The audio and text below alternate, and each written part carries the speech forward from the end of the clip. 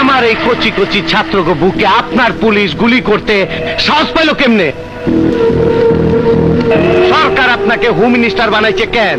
এইরকম তাজা রক্ত দিয়া সোনার বাংলার মাটি ভিজানোর লাগতো। কোথায় মুক্তিযুদ্ধ হয়েছিল? তুমি আমার মহান মুক্তিযুদ্ধ সম্পর্কে উল্টা পাল্টা বলবো না। চুপ করো হান্নান। মুক্তিযুদ্ধ যদি হইতো আর সত্যি যদি মানুষের মুক্তি হইতো তাহলে তোমার সার্টিফিকেট দেখে আমার চাকরি নিতে হইতো না।